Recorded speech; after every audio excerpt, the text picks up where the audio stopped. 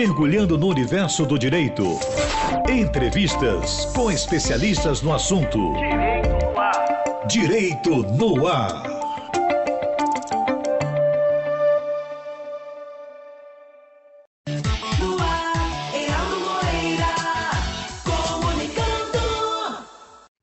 Olá, meus amigos e minhas amigas do Direito no Ar, da Rádio Timbira, em sintonia com você.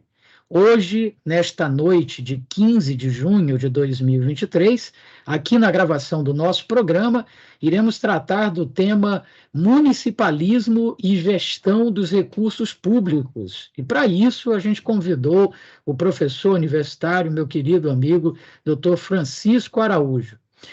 Querido amigo doutor Francisco, em primeiro lugar, é um privilégio poder conversar contigo sempre. Sinto muita falta dos nossos papos ali no cafezinho da sala dos professores, mas hoje vou ter a oportunidade de matar essa saudade aqui. E conversando sobre um tema extremamente atual e importante. Mas como é a sua primeira participação no programa, doutor Francisco Araújo, e certamente será a primeira de muitas, a gente, tradicionalmente, nesse caso, a gente começa o programa não tratando propriamente do tema, mas sim fazendo uma pergunta de caráter pessoal, porque a tua resposta certamente vai servir de inspiração para muitas das pessoas que estão nos acompanhando.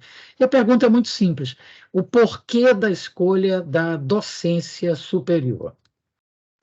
Olha, quando eu entrei na universidade, eu já entrei com essa ambição. Isso lá na década de 90 do século XX. E antes de responder, boa noite, né? Boa noite a todos. Obrigado pelo convite, a todos que estão nos ouvindo, a todos e a todas. E eu sou filho de uma professora e eu sempre vi na educação um grande caminho, uma grande oportunidade para você ter, vamos dizer assim, alargar os leques de oportunidade na vida. Então, a formação é uma coisa que eu sempre priorizei na minha vida e eu queria ser professor universitário, porque eu acho que é uma área de atuação muito importante, principalmente na formação de quadros, né, intelectuais e técnicos e científicos de um país, e que sem esse, vamos dizer assim, esse lastro, né, acadêmico, científico, fica difícil um país alcançar determinados patamares de desenvolvimento. E isso me motivou muito e eu queria dar essa contribuição, me senti assim, com essa disposição e achava interessante, porque é desafiador, não é algo monótono e eu tenho dificuldade com monotonia e aquilo é sempre um desafio a cada semestre. O conhecimento nunca se chega a um ponto findo, né, acabado, é sempre uma busca de aproximação de uma verdade e isso foi que me motivou muito, me encantou muito e a gente vê sempre um resultado, né, não é um trabalho que te leva a uma síndrome do trabalho vazio, que tu nunca vê resultado, a gente vê resultado, a gente vê o resultado quando vê os alunos, aquelas novas gerações ocuparem os espaços que vão se abrindo para eles, pela qualidade que a gente pode ajudar a essas pessoas a terem na sociedade. Maravilha. Bom, doutor Francisco, a proposta do programa Direito no Ar é levar o direito de forma descomplicada, de forma bem simples, para que todos possam entender e alcançar, né? Então, o nosso programa, embora ele tenha, claro, uma boa parte, uma significativa parte da sua audiência, que é composta por operadores do direito, por profissionais do direito, mas talvez a maior parcela seja da população mesmo. E essa é a ideia, é levar o direito até essas camadas, né? Que normalmente estariam alheias a essas discussões. Então, a gente tem que ser extremamente didático, e isso vai ser fácil para o senhor, porque é professor há tanto tempo e com muita competência, mas a primeira coisa, então, seria a gente explicar para a nossa audiência o que é o tema que a gente vai conversar hoje: municipalismo e gestão dos recursos públicos. Bem, o municipalismo é um tema muito discutido no Brasil, porque a gente, às vezes, se interessa, mas é exatamente de estabelecer um determinado grau de autonomia para os municípios, né? Como uma autarquia, uma capacidade de autogestão. Então, isso entrou muito no debate político brasileiro a partir da Constituição de 88, quando se coloca o município como ente federado, que não existia e não existe nas outras experiências federativas existentes no mundo. Então, isso abriu-se toda uma discussão, porque se pensou um modelo de federação cooperativa, os entes aparecem numa horizontalidade, obviamente que alguns com uma primazia sobre determinados aspectos, a união, que é como está na Constituição, o desenho constitucional da nossa federação. Mas aí, qual era a grande discussão? A gente passou por um período de um governo de um regime mais fechado, menor participação, e que os municípios ficaram praticamente sem nenhuma autonomia, né? Então, apesar de, durante todo o período antes de 64 a 85, ocorrerem eleições nos municípios, que isso muita gente não sabe, mas ocorriam as eleições municipais, mas não tinha, o prefeito não tinha, o executivo municipal não tinha muita possibilidade em termos do que fazer naquela cidade, por causa da própria limitação do regime. No entanto, quando veio a democratização, se pensou num federalismo e depois se pensou com o município e disse assim, mas o município tem que ter recursos. Então vem a história de um federalismo fiscal, né? Vamos, então, pensar em distribuir também para o município. O município não pode ter autonomia sem recursos, né? Sem poder ter de onde tirar e o que usar para fazer a gestão dos meios, né? Que são necessários para atender às demandas da necessidade. Então, essa é a discussão que foi posta, que é exatamente de conferir aos municípios uma capacidade, uma autonomia de gestão dos interesses públicos, né, com um fim no bem comum, no bem da coletividade. O que eu me debrucei um pouco sobre estudar, e isso, inclusive, foi minha pesquisa do meu estágio de pós-doutorado. A qualidade de vida melhorou, né? Porque você tem aquela tese, né? As pessoas moram no município, que é a tese de defesa do municipalismo. E por isso deve ter mais recursos lá, que deve ser decidido as coisas, que as pessoas vivem no município. Tá? Mas isso, necessariamente, caminha ao lado de melhoria da qualidade de vida? Bem, a prática mostra que não, né? A formulação, a ideia é muito boa, mas depende da gestão dos recursos públicos, então, da gestão financeira. Então, o que é que eu fiz? Diante desse debate, eu busquei ver o grau, né, de contributo da efetividade do controle externo para que essa gestão dos recursos públicos contribua para a melhoria da qualidade de vida dos cidadãos. Então, eu tentei fazer essa correlação, e aí eu montei um quadro de análise e fiz um teste para ver a validade sobre esse quadro de análise, né? Então, por onde eu comecei empiricamente, trabalhando com dados, né, concretos? Então, eu me utilizei dos sorteios públicos que eram feitos pela Controladoria Geral da União, a CGU, que foi mudada a metodologia a partir do governo Temer. Mas eu peguei do sorteio 1 ao 36, que era um montante de mais de 1.900 municípios, né, em torno de 35% dos municípios, um pouco mais de 35% dos municípios. E, olhando para esses sorteios públicos, eu fui ver exatamente o grau de incidência de desvio de recursos públicos, quer dizer, a gestão dos recursos públicos, a não aplicação devida dos recursos públicos, né, que é para exatamente promover a qualidade de vida dos cidadãos, o atendimento das necessidades dos cidadãos, principalmente aquelas básicas. E aí, a partir disso, eu este período era um montante significativo, trabalhei com uma amostra de 300 municípios, pegando de forma aleatória, só considerando os primeiros sorteios que a quantidade era bastante limitada, primeiro com 5, depois o outro com 26 municípios, cada município de um município de cada ente da federação, excetuando o Distrito Federal. E com essa amostra, eu busquei ver exatamente isso que eu estava me propondo, né? Assim, se há uma fiscalização, se há transparência, isso incide sobre a melhor gestão dos recursos públicos e, consequentemente, na qualidade de vida das pessoas. Então, qual os elementos que eu utilizei para aferir isso, né?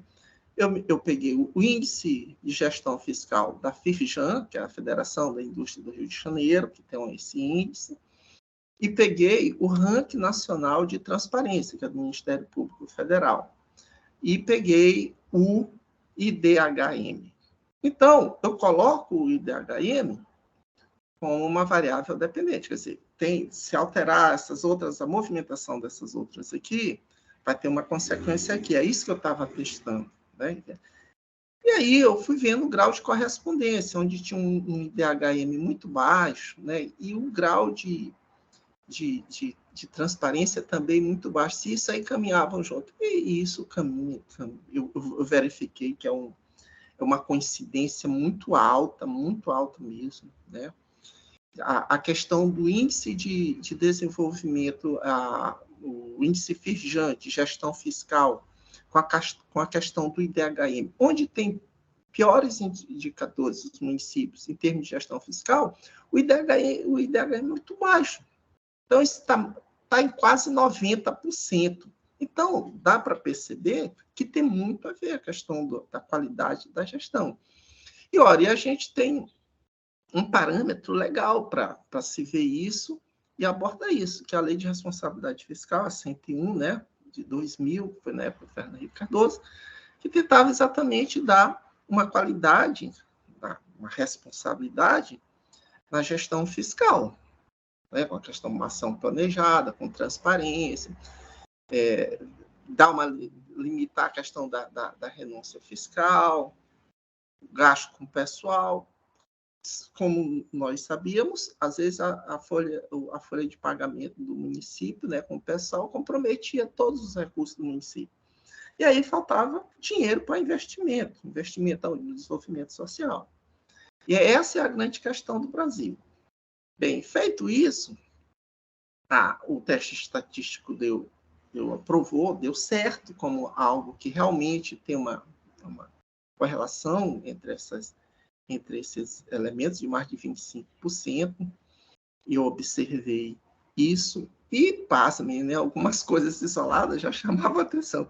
Dos municípios sorteados, que eu peguei aleatoriamente, 100% deles, na fiscalização da CGU, apresentou algum tipo de irregularidade. Quer dizer, não tinha um que não tivesse.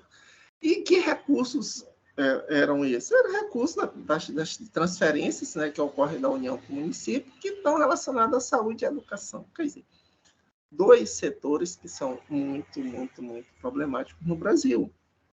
A educação e a saúde. Sempre está faltando recursos, sempre tem reclamação da qualidade, sempre não se chega a um termo, falta uma política de Estado. A gente sabe que boa parte são só arranjos governamentais de cada gestão de governo. Não tem uma política de Estado mesmo consolidada em torno desses, vamos dizer assim, desses setores que são fundamentais para a saúde e a educação.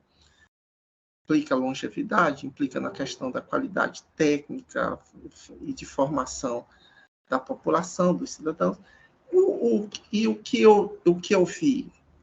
O montante desviado, que chega, são coisas muito grandes, né? Esses montantes do desvio, a recuperação desse é muito baixa.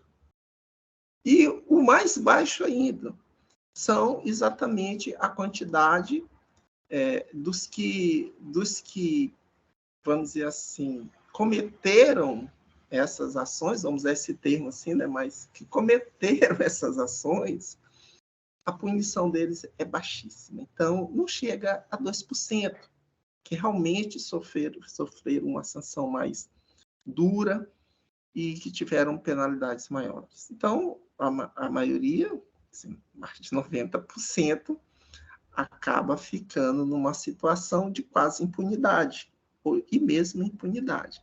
E o pior disso é que a recuperação dos recursos são lentas e é muito baixa. Então, abre-se para a gente pensar o seguinte, né?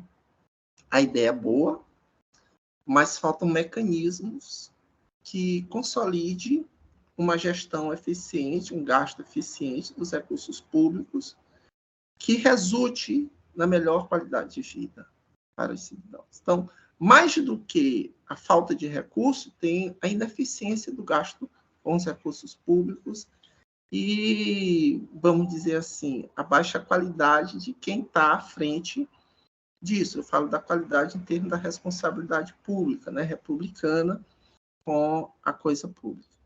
E eu me senti muito confortável para falar isso, porque a gente precisa às vezes sair de perto, né, e ficar um pouco longe para ver outras realidades e daí a gente poder também ter outros parâmetros, né?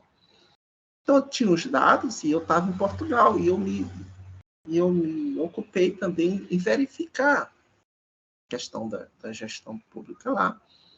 E Portugal é muito interessante para se ver, porque não só por esses vínculos históricos, né, que nós temos com Portugal, mas também porque Portugal é um país, apesar da escala ser muito diferente, né, Portugal, o Maranhão já está chegando perto da população de Portugal, né, a gente já está indo para 7 milhões, Portugal tem 10 milhões há muito tempo de habitantes, mas tem uma coisa que, independente dessa escala, é o grau de responsabilidade pública com os gastos públicos e o sistema de controle sobre esses agentes que estão à frente, ou na representação política, ou dentro do aparelho administrativo, e a conduta deles e o que eles respondem pela conduta deles. Então, não é que não tenha nenhuma coisa errada por lá, tem, mas a resposta e os mecanismos funcionam melhor.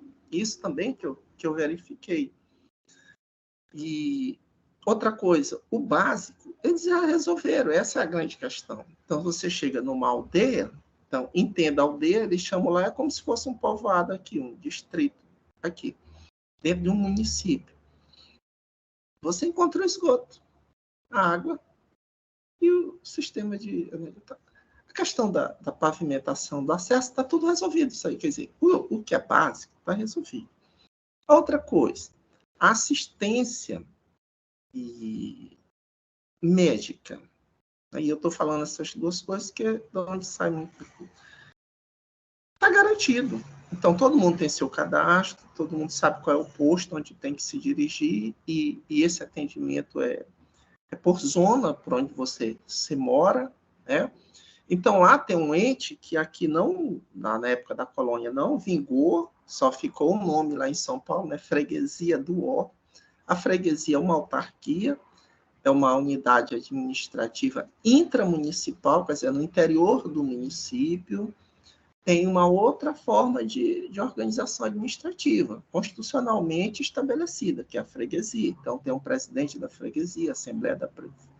Eles não recebem dinheiro como os vereadores, mas tem assento na Câmara Municipal e os encaminhamentos deles têm, vamos dizer assim, eles têm prioridade, tá? E eles têm competência do que fazer. Então, essa coisa, por exemplo, da vacinação, você está tendo a coleta do lixo e tal, naquela comunidade, dentro da freguesia e tal, pode ter vários bairros ou só um bairro, depende. O que ocorre? Vai estar todos isso que são os serviços básicos, tá, que o cidadão precisa ter, que dá qualidade de vida, eles estão ali, está todo mundo sabendo o que está precisando, do que está faltando. Então, isso tem uma comunicação.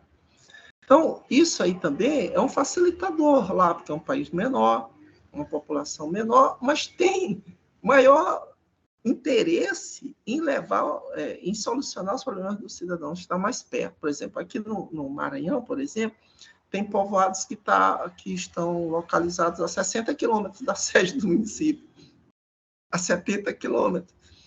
E tem povoados e distritos que tem uma população significativa, está distante da sede, mas aquilo fica dependendo se tem um vereador interessado ou não. Não tem uma organização intramunicipal que já garanta na agenda, na pauta do município, no orçamento municipal, o que seria o investimento para essa população. Então, isso é um problema que eu constatei dentro da nossa federação, por conta da nossa escala. A outra foi que o que é básico e é essencial para a vida, eles já solucionaram. Ah, mas Portugal existe há muito tempo e tal, blá, blá, blá. Mas não foi bem por isso, não, porque chegou um momento em que eles resolveram mudar, porque não era assim também, tá? E resolveram investir, ter maior controle sobre isso. No nosso caso, tem essa lacuna aí de comunicação e de cobertura de administrativa e, vamos dizer assim, e uma lacuna política no interior dos próprios municípios, né? Por exemplo, as subprefeituras aqui não são entes, não são autarquias, acaba sendo uma secretaria que o prefeito mesmo cria, é um ato discricionário dele, um ato discricionário dele. Então, isso aparece na Constituição, mas não se criou esse ente como uma autarquia, realmente com uma autonomia administrativa. Isso é um problema. Mas poderia ser melhor, mesmo sem um ente intramunicipal? Sim, poderia ser. Com maior eficiência, né? Em termos de atendimento ao cidadão, uma gestão que fosse mais participativa, com canais mais eficientes de comunicação da população com os órgãos competentes da administração pública, referente àquelas necessidades, como também a melhor capacidade de gestão dos recursos públicos. E aí eu vou também falar de uma coisa que eu observei. Boa parte dos recursos são gastos porque eles são pulverizados. Então, cria eficiência. Então, por exemplo, o que mais você precisa? Investir na educação. Eles sabem disso lá. E eles apostam nisso, na educação, na saúde, na segurança, no transporte. Eles sabem disso. Então, o que é que se faz aqui muito? Se pega uma boa parte dos recursos e começa a pulverizar para atender demandas que não são do interesse geral. Não é do geral. Mas é de todas as pequenas frações, porque entra aquela questão de consolidar clientelas eleitorais. Então, é 100 mil aqui para um grupo de 10, 50 mil para patrocinar, não sei. Quando você vê o montante dessa pulverização, é o que foi subtraído de um investimento que seria muito mais importante para a coletividade. Por exemplo, manter o hospital num patamar de atendimento mais alto. Eu vou, sem querer, eu falei assim para não localizar o que seria um grupo específico, para não rotular, entendeu? Mas imagine essa pulverização. Então, tem que atender uma demandazinha bem ali, que é de 5 mil. Ah, mas isso aqui é para incentivar não sei o quê, não sei o quê, não sei o quê, não sei o quê. Esse atendimento de todos que se busca acaba prejudicando o que é o interesse geral, que seria aquilo que realmente levaria a melhores condições a todos os membros daquela população, daquela sociedade. Então, esse foi o meu trabalho, fiz esse esforço de ver a questão desses indicadores em termos dos gastos públicos, quais os municípios com melhor desempenho e qual o resultado disso quanto à qualidade de vida da população.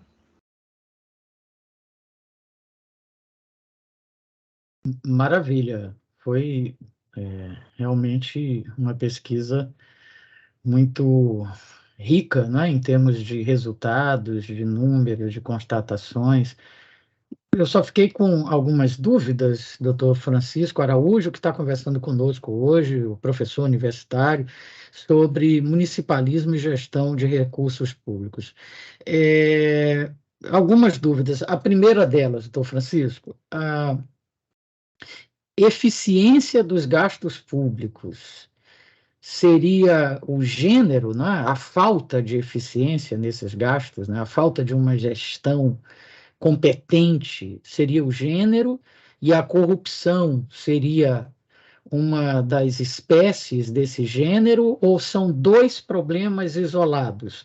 Eu tenho, pela sua pesquisa, pelas conclusões que o senhor chegou, eu tenho prefeitos que são apenas incompetentes, não sabem gerenciar o seu município, mas não são corruptos.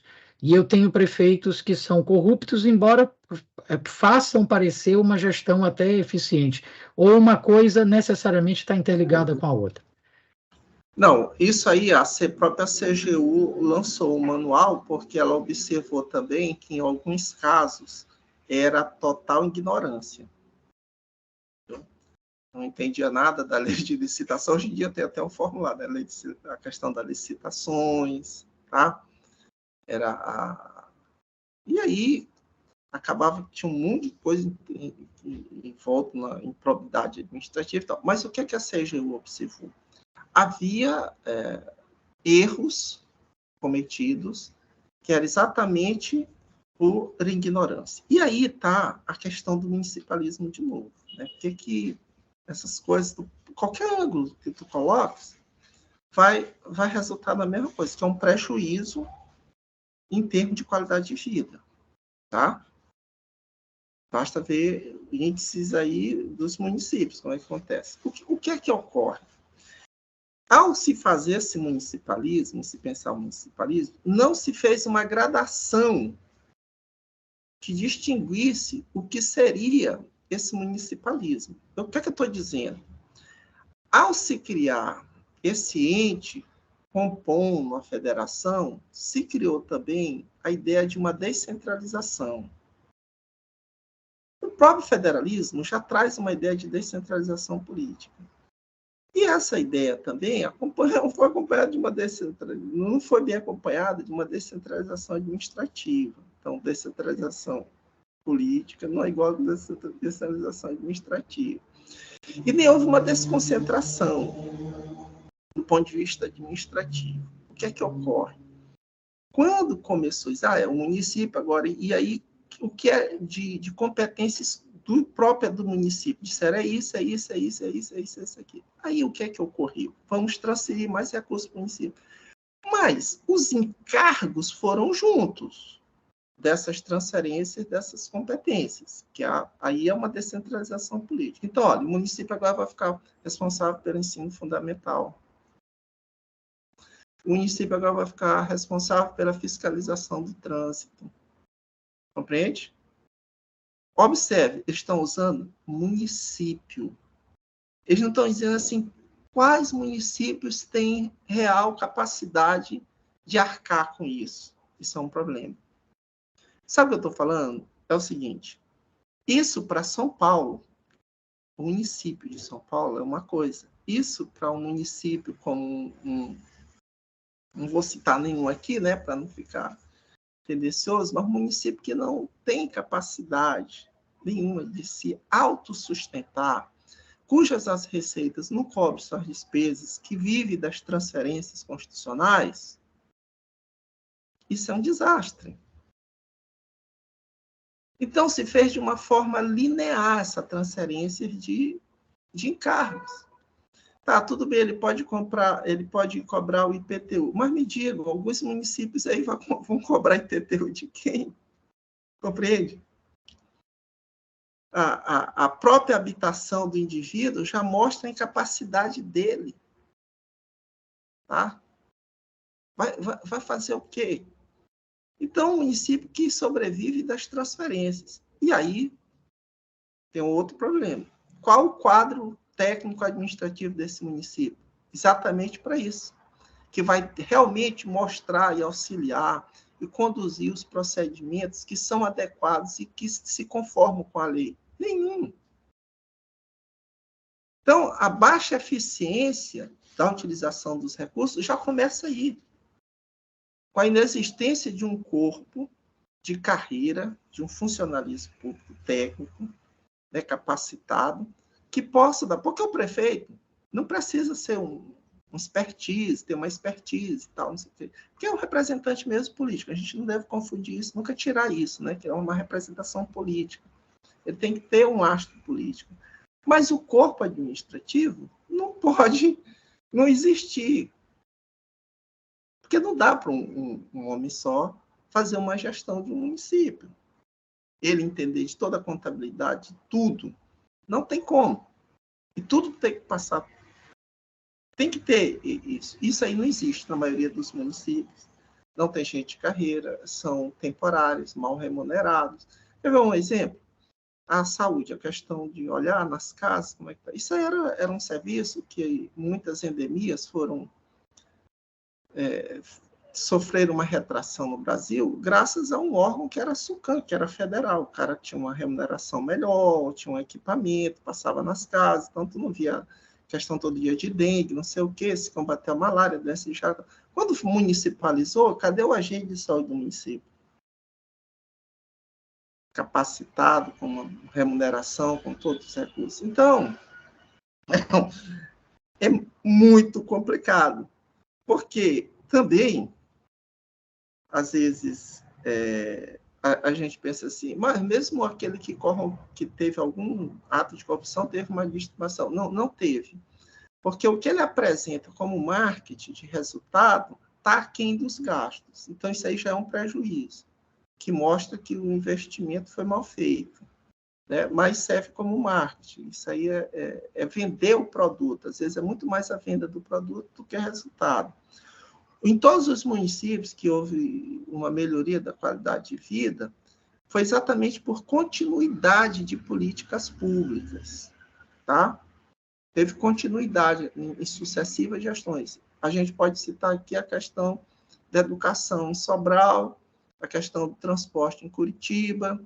Então, que se deu? Foi continuidade, um compromisso de continuidade de uma política bem planejada para que desse resultado. E nós sofremos do imediatismo, né? Isso aí não se desenvolve em 2 dias. Mas a corrupção no Brasil, e aí que eu quero enfatizar, e eu vou levar para uma percepção política, que muita gente às vezes não olha, as pessoas olham para o dinheiro. O dinheiro é só uma prova da corrupção. Mas a corrupção já aconteceu antes do dinheiro, que é a quebra de confiança, porque é uma atribuição que é confiada ao gestor. A partir do momento que aquela competência é uma atribuição e que tem uma confiança e ele já não corresponde a essa confiança, a corrupção já se deu, independente do dinheiro ou não, porque muitas das vezes não tem um dinheiro em espécie, não tem nada disso, né? São outras, vamos dizer assim, outras moedas e que acabam comprometendo a qualidade de vida e da gestão pública. Agora, é fato, e isso a própria CGU já providenciou um manual, que muitos dos erros, né, ocorreram por ignorância.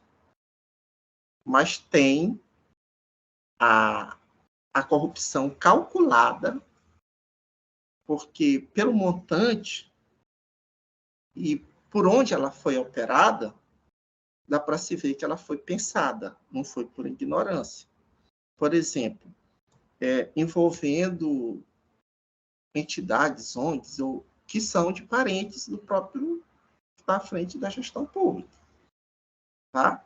Questão de fornecedores, né? E por aí é planejado. Agora, onde é que está a grande questão? É no controle, é que eu insisto no controle. Não importa, você nada mais pode ser a questão do controle. Então, vamos aqui para dados. Quando eu fiz esse levantamento, a Bahia tinha 3,9 promotores públicos para cada 100 mil habitantes. A Bahia. O Distrito Federal, 14 promotores para cada 100 mil. Então, você vê uma disparidade muito grande, né? O tamanho da Bahia, a população da Bahia, Distrito Federal. E como é que vai ter mais fiscalização sobre a utilização e aplicação desses recursos públicos com essa deficiência? Bem, de onde é esses dados? Esses dados é do próprio Conselho Nacional do Ministério Público, estão lá, que faz essa relação entre a população e quantidade de promotores. Então, é uma deficiência, e há um outro problema no Brasil, que é uma falta de coordenação dos entes de controle. Não há uma coordenação nacional em que eles operem de forma coordenada, que compartilhem maior as informações. E há uma falha na nossa estruturação, no nosso design institucional do Estado. É que entidades republicanas de controles, elas são quase inexistentes. Quando eu falo entidades republicanas, é porque tem a limitação federativa. O que poderia um órgão agir sobre cada ente, só se ele fosse uma entidade de república. Porque a gente sabe da autonomia dos estados. O MP daqui não vai fiscalizar o MP do outro estado, tá? O Ministério Público Federal tem atribuições específicas da atuação dele. Não é um ente capaz de, independente se é o município, se é o estado, fazer essa fiscalização de uma forma mais sistemática. E aí isso seria, como é uma república federativa, teria que se dar um caráter republicano a uma entidade assim, fortalecer o caráter republicano. Eu, por exemplo, acho que seria de bom grado se tornar como crimes federais, que alguns casos assim, por exemplo, em outros países fazem, alguns recursos em áreas específicas, por exemplo, saúde, educação. Não importa se foi no município, se teve ou não transferência do Estado ou da União, o que importa é que é um recurso público e para determinadas áreas, e isso se torna um crime federal. Isso aí seria uma forma de agilizar, de dar uma amplitude ao controle e para melhorar. Agora, para melhorar também a eficiência, não basta só o controle, é o que eu falei. É a capacitação, ter um corpo capacitado, técnico-administrativo, no âmbito municipal, que melhor equacione, né, o que é prioridade dentro das demandas existentes no município e quais os gastos que precisam, que são prioridades serem feitas e quais os resultados. Então, isso aí tem que ter medidores de acompanhamento, de correção de desvios, sabe? Isso aí implica equipe, né? Capacitação, para ver exatamente o monitoramento das políticas. Não sei se eu consegui responder isso, a forma como eu explanei. Conseguiu sim, com certeza. Bom, doutor Francisco Araújo, professor universitário, que está conversando conosco sobre a pesquisa que ele fez no seu pós-doutorado sobre municipalismo e gestão dos recursos públicos. Doutor Francisco, tenho outras dúvidas aqui também, mas agora também tenho uma preocupação, que é o seguinte: eu também era defensor do municipalismo, até essa conversa aqui com o meu amigo. A partir de agora, eu já fiquei na dúvida. Então, eu lhe pergunto de forma bem direta: o municipalismo, então, não é uma saída? Aquela história de que as coisas acontecem lá no município, o cidadão está lá, então a gestão tem que ir até lá, as coisas têm que funcionar lá, não adianta ter dinheiro na União, nos estados, porque a vida, o dia a dia é nos municípios. Isso é uma falácia, doutor Francisco? Não, isso é um problema posto de uma forma sem crítica e sem ver as disparidades e as diferenças regionais. Por isso que eu dei o exemplo de São Paulo. São Paulo, o município de São Paulo, está entre as 40 maiores PIB do mundo. Só São Paulo. Aí, pegue por exemplo, alguns municípios aqui do Maranhão, por exemplo. sabe? Então, tem que ter uma melhor forma de equacionar, a partir de determinados parâmetros populacional e de capacidade de se autossustentar, autofinanciar desses municípios. Como eu estou dizendo, a maioria desses municípios aí que tem problema, eles não são autossuficientes. Eles dependem das transferências, né, constitucionais, aquelas transferências diretas, fundo a fundo. Então, não existe condições de se fazer um exercício de municipalismo. Isso não é ser contra o municipalismo. Porque, por exemplo, Portugal não é uma federação, um Estado unitário. Então, o que é próprio, o municipalismo é próprio, é de Estados unitários e não de federação. Então, por exemplo, na Alemanha, vamos tomar aqui um outro, que é um país de uma federação, até o Estado é tutelado pela União.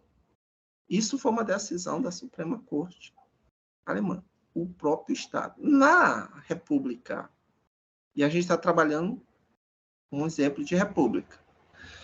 Em Portugal, que também é uma república que nasceu depois da nossa, em Portugal, o município e a freguesia são tutelados pelo governo central. O que eu quero dizer?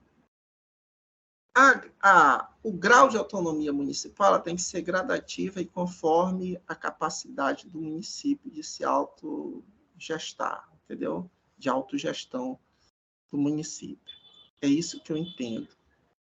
Então, transferências de algumas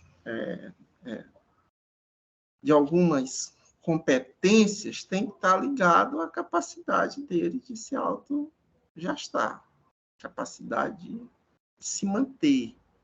Né? Sem isso, fica complicado, porque se transferir encargos, por exemplo, deixar que aquele município que nem se sustenta, cuide do atendimento básico e tal, de algumas coisas, não vai acontecer, como não está acontecendo. Não vai ter saneamento. Não vai ter saneamento. Sabe? E o saneamento no Brasil é uma coisa que deveria ser muito priorizado. Muito priorizado. A gente está perdendo todos os rios, todos os córregos de água potável por conta dos esgotos. Está tudo sendo jogado in natura. Cidades com 70 mil habitantes sem 1 metro de esgoto, de coleta e de tratamento de esgoto. Então, os municípios têm que se fazer uma equação em torno das transferências dos encargos, relacionando com a capacidade dele. Não basta ter a competência jurídica, tem que realmente ter a efetividade. Como eu falei do IPTU, tá? Ele tem a competência jurídica, ele pode cobrar o IPTU. Tá? Mas vai cobrar de quem? O elemento fático não existe dentro daquele município. Tu passa lá, tem 500 casas de taipa. O cidadão vive de um auxílio, né? De uma transferência direta de renda, né? De um auxílio. O que vai se fazer? Aí é o municipalismo? Não, vamos jogar lá para vamos chegar lá para primeiro que não tem nem know-how, não tem para fazer uma aplicação mais eficiente. Outra coisa, essa técnica de priorização não tem estudo. Quer ver uma coisa? Se inventou agora as emendas impositivas do parlamentar. Isso não existe em lugar nenhum do mundo. Como é que você vai trabalhar com racionalidade, planejamento de política, de gasto público, dando recurso de bilhões para um deputado a critério da demanda da clientela eleitoral dele aplicar ali? Isso tira totalmente a questão da racionalidade no âmbito da gestão dos recursos públicos. É mais um problema para o Brasil, né? Que a gente tem que equacionar. Então, os municípios, eu não sou contra o municipalismo, eu estou dizendo que precisa se aperfeiçoar esse arranjo institucional do Estado brasileiro como federação, que colocou o município como ente federado, que, no meu modo, não era preciso para ter maior descentralização administrativa, sem necessariamente acompanhar o mesmo patamar político, e o município está focado no que são os serviços essenciais. Então, a própria competência e gestão das coisas que dizem respeito à vida das pessoas teriam que ser melhor equacionada em termos do que são as atribuições do município. Para mim, eu acho que o município devia estar muito, muito focado nesse atendimento básico de saúde, né, preventivo, a questão do abastecimento de água, do esgoto, da ordenação do território urbano, a questão da ocupação dos espaços e do transporte. Então, eu vou dar um exemplo aqui. A cidade que eu morei é uma cidade que é mais antiga do que Portugal, Coimbra, né? Mas existe antes de ser criado Portugal. Mas a empresa, aí que está, é municipal. A questão é a qualidade de gestão, não é se é privado. Tá? Eu não sou aquele cara que quer toda coisa estatizada, mas também não cai na ingenuidade que alguns serviços têm que ser mesmo do controle público, porque são essenciais e a gente sabe que o que importa para um negócio de empresa privada é o lucro. Ninguém vai montar uma empresa para não dar lucro. Isso aí é idiotice, né? Ninguém vai fazer uma bobagem dessa. A empresa lá, quando eu cheguei, eu fiquei olhando as pessoas tomando água, pegava no banheiro, enchia a garrafinha e vinham tomando água lá na sala. E aquilo eu fiquei olhando e eu comprando água lá, garrafinha na máquina. E aí eu tive que conversar, né? Isso aí e tal, e essa água? Eu disse, não, essa água pode ser tomada. Aí eu, curioso, fui lá na companhia. E lá eu fiquei descobrindo que eu descobri que 96% de qualidade de água que chega na torneira, que sai da torneira, tem 96%. Aí eu disse, a qualidade, aí ele disse assim, essa água é própria para beber realmente. Aí eu disse, tá. Aí por que ele queria saber por que eu estava curioso? Não, porque eu estudo e tal, sou da universidade e tal. Eu queria saber a questão do abastecimento. O que era aquilo? É uma empresa municipal. O transporte funciona. Está lá o horário certinho, equacionado conforme a demanda, não para na porta de todo mundo, né? Até porque é bom andar 300, 400 metros, né?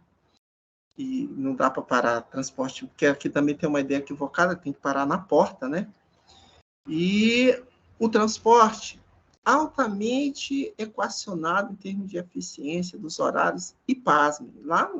Já lá naquele período, tinha uma plaquinha eletrônica na parada e lá estava dizendo em tempo real o tempo que você tinha para esperar para aquele ônibus passar ali. Quer dizer, a pessoa que estava vendo que estava faltando 40 minutos, nem fica lá 40 minutos parado, então as paradas não ficam cheias, porque ele sabe qual o horário que vai passar e o tempo que está faltando para passar naquele ponto. É uma informação, o tempo exato, aquilo ali. Então, uma informação em tempo real. E isso que eu acho que tem que ser o foco do município. Bem, nós criamos um sistema, um desenho muito bonito, que é o SUS, né, que tem participação do Estado na questão dos 3 entes. Mas eu acho que o SUS precisa ser aperfeiçoado, né, levando em consideração essas disparidades regionais e mesmo as disparidades e desigualdades no âmbito dos próprios estados, que muitas vezes a gente diz assim, São Paulo, mas tem parte, eu morei também em São Paulo, tem parte de São Paulo que não é uma maravilha. A desigualdade, a Minas, tem um lado que tem uma parte muito pobre, né? E a gente também tem outros estados que têm essas. Então, a gente ia equacionar a partir disso, que condições tem cada município. Então, criar faixas de transferências desses encargos, e daí se pensar no que pode ser os subsídios, as transferências, os auxílios, para elevar de uma forma melhor, e vamos dizer assim, simultânea, a qualidade de vida no Brasil, para que não se perpetue essas desigualdades. não é ser bem contra o municipalismo. É que eu acho que a gente tem que estabelecer um outro patamar de competência dos municípios dentro desse arranjo federativo nosso. Maravilha. Bom, doutor Francisco, nós estamos chegando, infelizmente, ao final do nosso tempo de conversa. Eu tinha ainda outras dúvidas para tirar aqui com meu amigo, mas o tempo não vai nos permitir. Então, eu vou abrir espaço só para as suas considerações finais. Nós temos ainda cerca de 2 minutos e meio, e, se possível, nesses 2 minutos e meio, além das considerações finais, eu achei interessante um dos aspectos que o senhor mencionou, que é o seguinte, que é a municipalização da municipalização, que é a questão dos povoados. Que eu fiquei pensando aqui, realmente, tem povoados que são muito distantes da sede, não é? E como chegar os serviços até lá?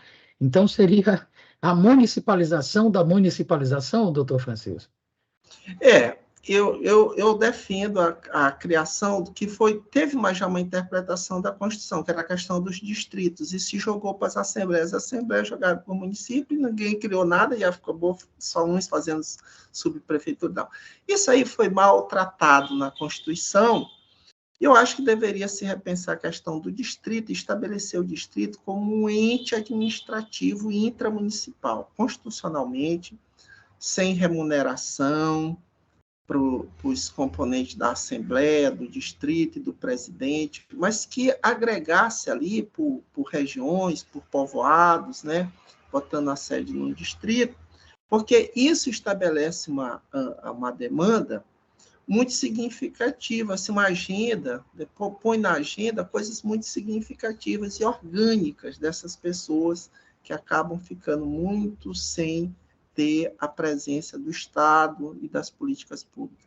Eu quero agradecer, fico muito feliz, bom encontro contigo, sou uma pessoa sempre de bom trato e muito inteligente.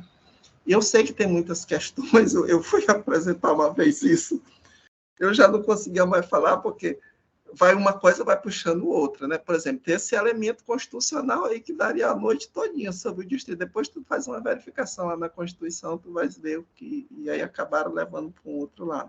Mas agradecer, muito obrigado, eu fico muito feliz, foi um papo muito interessante, eu espero que eu tenha falado de uma forma compreensível e didática.